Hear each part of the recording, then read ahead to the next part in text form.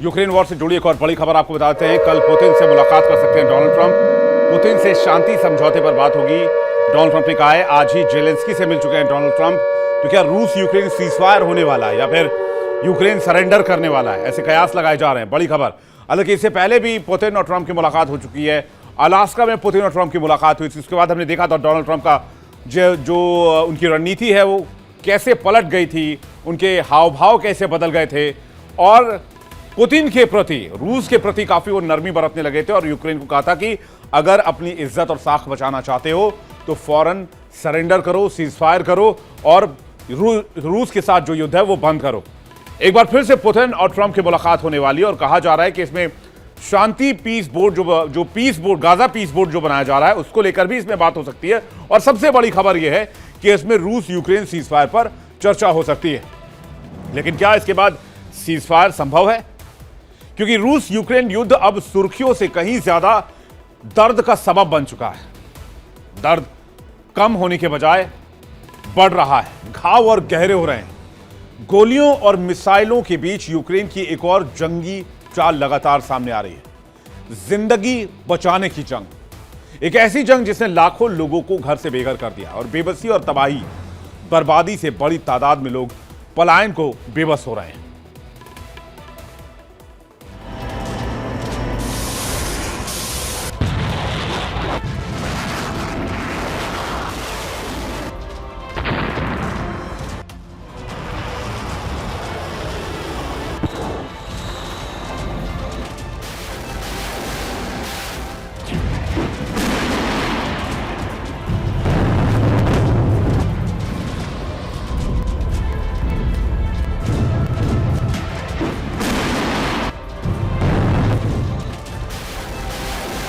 ये युद्ध नहीं, पलायन की सुनामी है।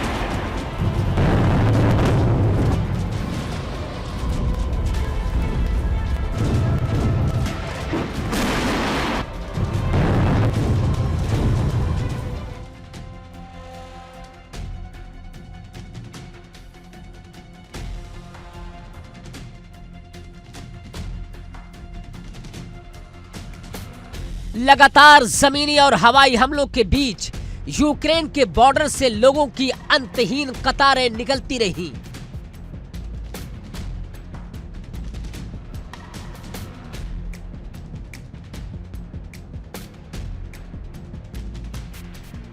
शुरुआत में रास्ता था पोलैंड, पड़ोसी देश, करीब 530 किलोमीटर लंबी सीमा और उम्मीद की आखिरी किरण।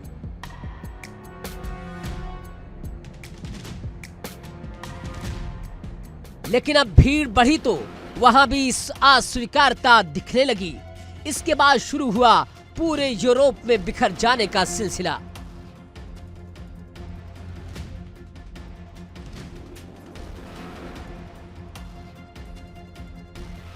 यानी दूसरे विश्व युद्ध के बाद से सबसे बड़ा विस्थापन, सबसे बड़ा पलायन।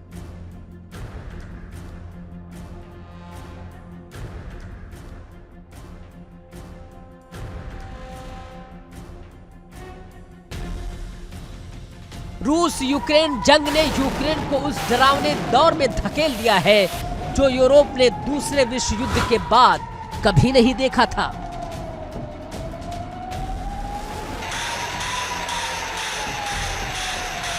फरवरी 2022 जैसे ही रूसी हमले शुरू हुए, शहरों में सायरन गूंजने लगे, आसमान से बम गिरने लगे और लोगों के पास बस एक ही रास्ता बच निकला। जो कल तक नौकरी, स्कूल, परिवार और सपनों में थे, वो एक झटके में शरारती बन गए। यानी हर 4 में से एक यूक्रेनी बेघर हो चुका है। युद्ध से पहले यूक्रेन की आबादी तकरीबन 4 करोड़ 20 लाख मानी जाती थी। आज हालात ये है कि करीब 1 करोड़ लोग विस्थापित हो चुके हैं। यानी हर 4 में से एक यूक्रेनी को अपना घर छोड़ना पड़ रहा है।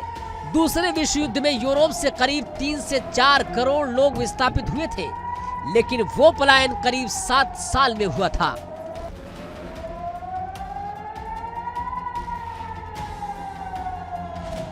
यूक्रेन में वही त्रासदी सिर्फ 4 सालों में घटित हो चुकी है।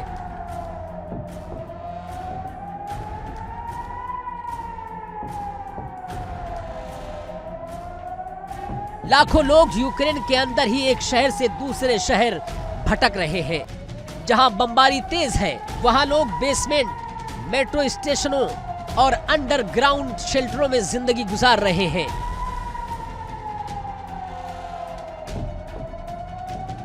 जो शहर छोड़े गए वहां सन्नाटा है। जो बचे हुए शहर हैं वहां भी डर है। यूक्रेन के अंदर कैंप, लेकिन संसाधन कम है।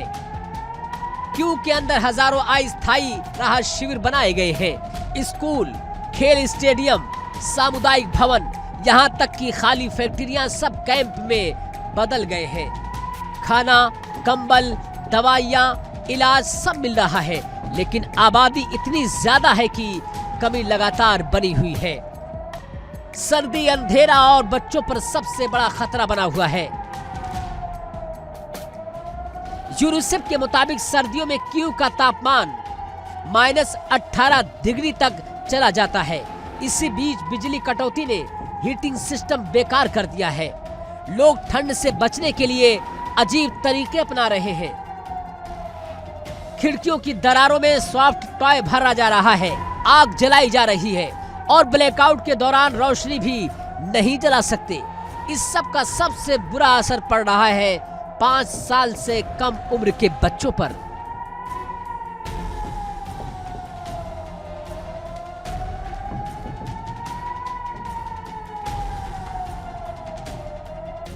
जंग शुरू होते ही सबसे ज्यादा लोग पोलैंड पहुंचे थे। पोलैंड ने दरवाजे खोल दिए। बिना वीजा एंट्री, मुफ्त इलाज, काम करने की छूट, रेलवे स्टेशन और स्कूल शरण शिविर बन गए। लेकिन जल्द ही समस्या सामने आने लगी। नौकरियों पर दबाव, घरों का किराया बढ़ा, अस्पताल और स्कूल भर गए और फिर स्थायी विरोध भी शुरू हो गया। इसके बाद संयुक्त राष्ट्र की पहल पर दूसरे देशों ने भी जिम्मेदारी ली। जर्मनी रहने, काम करने और सोशल सपोर्ट की सुविधा दी। चेक रिपब्लिक, छोटा देश लेकिन बड़ा बोझ उठाया। रोमानिया सीमावर्ती इलाकों में ट्रांजिट कैंप लगाया। इटली और स्पेन खास तौर पर बच्चों और परिवारों को संरक्षण दिया। अमेरिका और कनाडा विशेष वीजा प्रोटेक्शन प्रोग्राम बनाया। यूरोपीय संघ का बड़ा फैसला था। यूरोपीय संघ ने टेम्परेरी प्रोटेक्शन लागू किया। इसके तहत यूक्रेनी नागरिकों को रहने, काम करने, पढ़ाई करने और इलाज की तुरंत अनुमति मिली। पोलैंड, जर्मनी, चेक रिपब्लिक, रोमानिया, हंगरी सब ने इसे लागू किया। फरवरी 2022 के बाद से अब तक तकरीबन 2.5 लाख यूक्रेनी अमेरिका पहुंचे। उन्हें टेम्परेरी प्रोटेक्टेड स्टेटस मिला। लेकिन ट्रंप के आने के बाद ये प्रोग्राम रुक गया। अब कई परिवार परमिट रिन्यू नहीं करा पा रहे हैं। अनिश्चितता एक बार फिर उनके दरवाजे पर खड़ी है। सिर्फ यूक्रेन नहीं, पूरी दुनिया का दबाव है। यूक्रेन से लोगों का आना उसी वक्त से हो रहा है जब सीरिया, अफगानिस्तान, सूडान, वेनेजुएला जैसे देशों से भी रिकॉर्ड संख्या में शरणार्थी आ रहे हैं। यानी यूरोप और अमेरिका एक साथ कई युद्धों का बोझ ढो रहे हैं। यही वजह है कि कई देश चाहते हैं कि ये जंग रुक सके।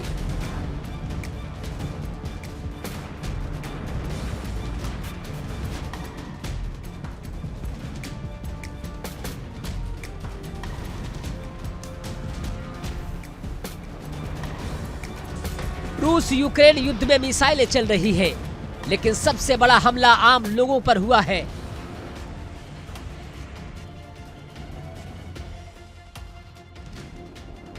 घर छिन गया, पहचान छिन गई और भविष्य अधर में लटक गया।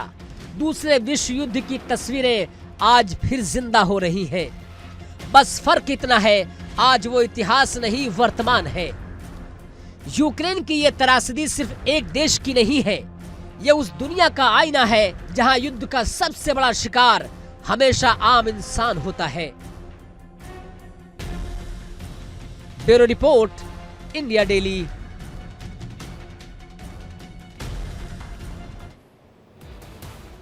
और अब बात बर्फ के एक ऐसे टुकड़े की जो तीसरा विश्व युद्ध कराने की कैपेसिटी रखता है। जी हां, बर्फीला इलाका जिसके नीचे दबी है तीसरे विश्व युद्ध की चिंगारी। ग्रीनलैंड को लेकर अमेरिका और यूरोप आमने सामने है। यूरोप ट्रंप के सामने तन कर खड़ा है और ट्रंप यूरोप को एहसान फरामोश बता रहे हैं। ट्रंप का मैसेज क्लियर है, अमेरिका ने सुरक्षा दी, पैसा दिया है, ताकत दी है, तो अमेरिका वसूलेगा भी, और वही ताकत याद भी दिलाई जा रही है। डेनमार्क हो या पूरा यूरोप, टकराव सिर्फ शब्दों की नहीं, रणनीति और दबदबे की है।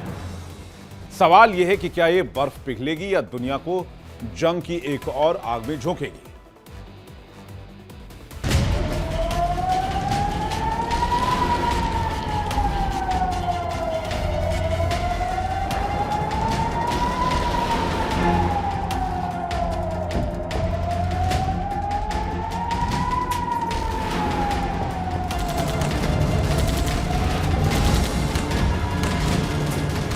ग्रीनलैंड अब सिर्फ बर्फ का इलाका नहीं रहा, ये बन चुका है जंग का नया मैदान। सेना तैयार है, फाइटर जेट गदर मचाने को तैयार है।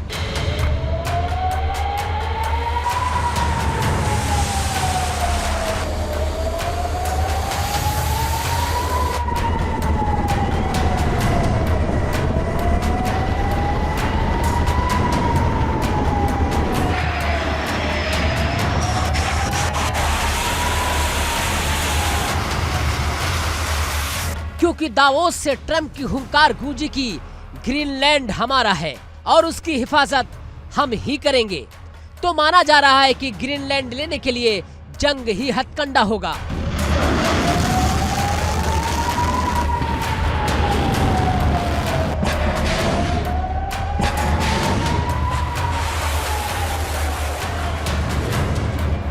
अमेरिकी सेना अलर्ट मोड में है, तो वहीं डेनमार्क भी पीछे हटने को तैयार नहीं, फिर चाहे दो दो हाथ करना ही पड़े।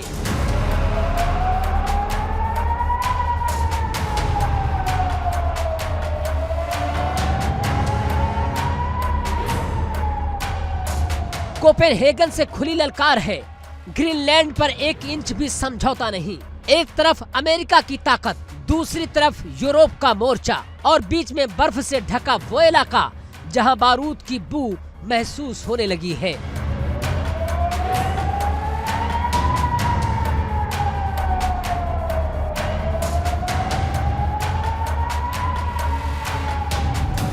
दुनिया के सबसे ताकतवर मंच से दुनिया के सबसे ताकतवर मुल्क का खुला ऐलान, और निशाना पर है बर्फ की चादर में लिपटा एक इलाका ग्रीनलैंड। दावोस से डोनाल्ड ट्रंप ने वो कह दिया जो अब तक सिर्फ पर्दों के पीछे कहा जाता था। ट्रंप का दावा, ग्रीनलैंड अमेरिका का इलाका है। ट्रंप की चेतावनी, ग्रीनलैंड की हिफाजत अमेरिका के अलावा कोई नहीं कर सकता।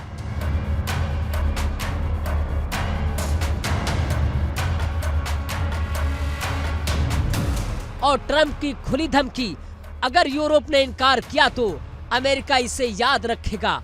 तो सवाल उठता है, क्या ये सिर्फ बयानबाजी है या फिर एक नए भू राजनीतिक युद्ध की दस्तक?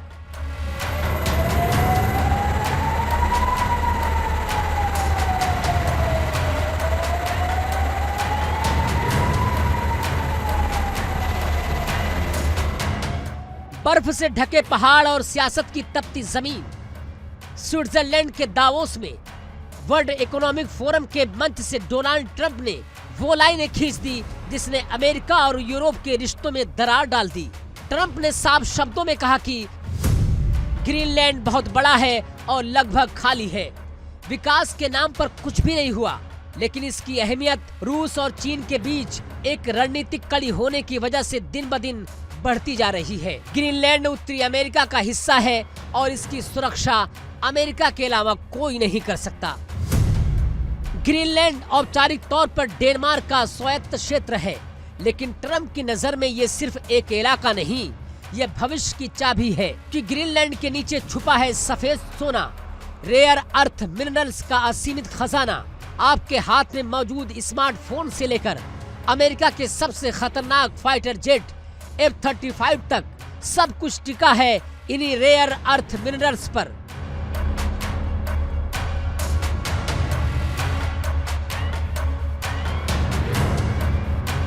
और आज की तारीख में इस बाजार का बेताज बादशाह है चीन।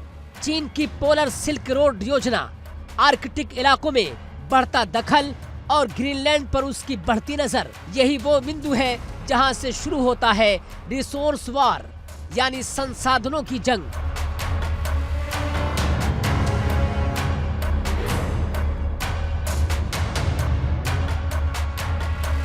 तो वहीं चीन ने ट्रंप को धमकाते हुए कहा कि अमेरिका ग्रीनलैंड में दखल देने के लिए चीन का नाम इस्तेमाल कतई ना करे। लेकिन जो मान जाए वो ट्रंप क्यों कहलाए। अमेरिकी प्रशासन जानता है कि अगर भविष्य की तकनीक पर राज करना है तो ग्रीनलैंड के खजानों पर कब्जा करना जरूरी होगा। इस बीच ग्रीनलैंड के प्रधानमंत्री जेम्स ने अपने नागरिकों से कहते हैं कि अमेरिका की तरफ से संभावित सैन्य आक्रमण के लिए तैयार रहिए।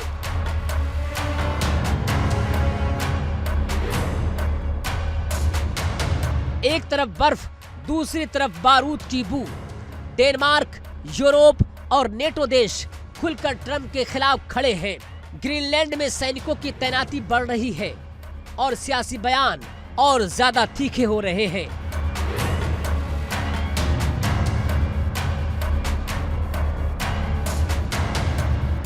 ट्रंप के मुताबिक अगर यूरोप हाँ कहता है तो अमेरिका शुक्रगुजार होगा, अगर यूरोप ना कहता है तो अमेरिका इसे याद रखेगा, यानी कि जंग विध्वंसक हो सकती है।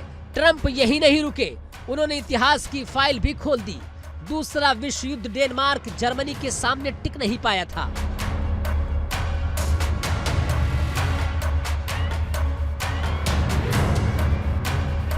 ट्रंप का आरोप है कि डेनमार्क 6 घंटे में हार गया, ना खुद को बचा पाया ना ग्रीनलैंड को। लेकिन अमेरिका ने डेनमार्क के लिए ग्रीनलैंड में सैन्य ठिकाने बनाए, डेनमार्क को बचाया। जंग के बाद ग्रीनलैंड लौटा दिया गया और आज वही डेनमार्क एहसान फरामोश बन बैठा है।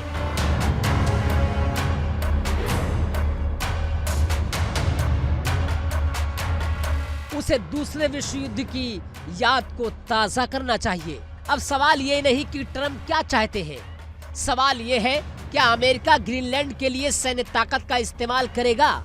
क्योंकि ट्रंप कहते हैं अगर मैं चाहूं तो बहुत ज्यादा ताकत इस्तेमाल कर सकता हूं, हमें कोई रोक नहीं सकता।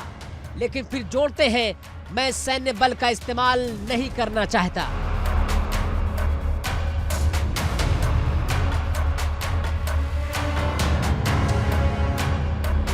तो ये धमकी है या कूटनीतिक दबाव?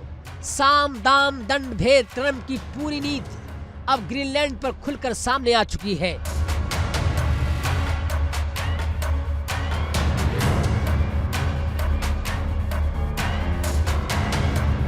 यूरोप के कुछ देश बेहद आक्रामक हैं।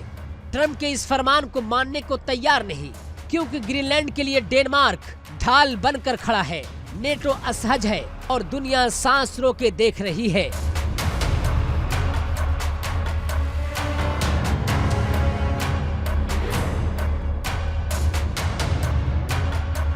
तो क्या ग्रीनलैंड बनेगा अमेरिका यूरोप के बीच टकराव की नई जमीन?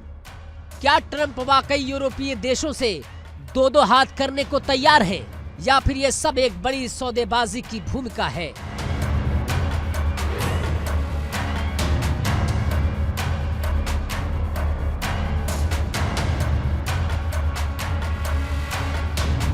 दावोस से उठी ये दहाड़ अब पूरी दुनिया में गूंज रही है। सवाल सिर्फ इतना है, क्या ग्रीनलैंड बनेगा अमेरिका और यूरोप के बीच एक नई जंग की शुरुआत?